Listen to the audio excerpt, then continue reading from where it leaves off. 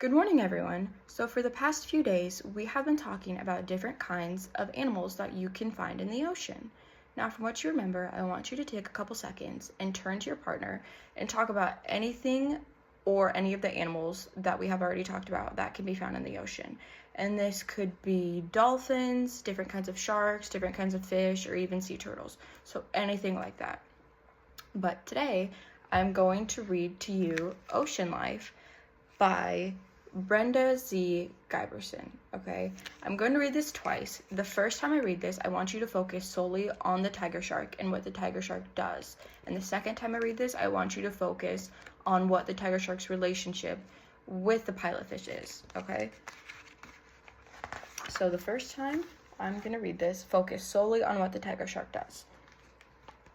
The tiger shark smells a crab. He has a good nose and follows the scent. He can also detect tiny movements, sounds, and even the electrical field around the crab. The tiger shark lunges with his eyes closed and jaws wide open. Chomp. While he munches, the pilotfish dart in to eat the scraps. The relationship between the shark and the pilotfish is called commensalism. The fish get food scraps to eat, but there is no benefit or harm to the shark.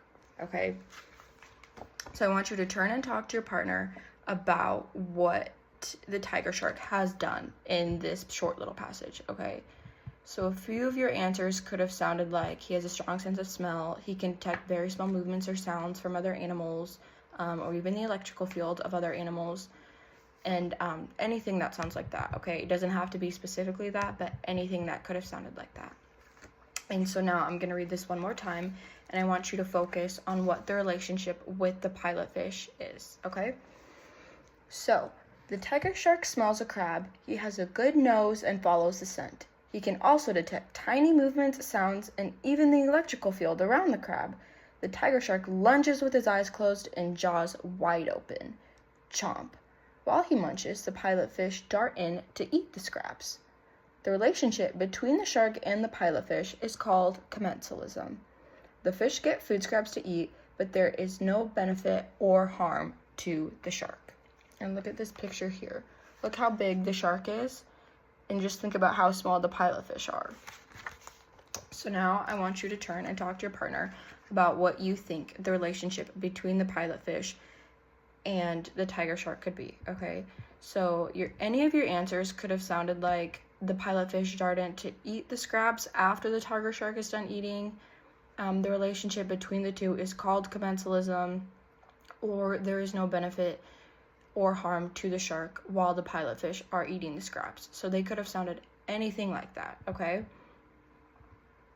So, as you guys are done finishing up talking, as we finish a section of the book, as well as the rest of this section, I want you all to think about the different animals that we have read about and will potentially read about in the future, and compare how they are all similar in their different habitats. Then, when you guys are done discussing with each other, we will have a group discussion with all of us and talk about all the different things that we have learned about throughout the book, and we'll have a big discussion about it, okay?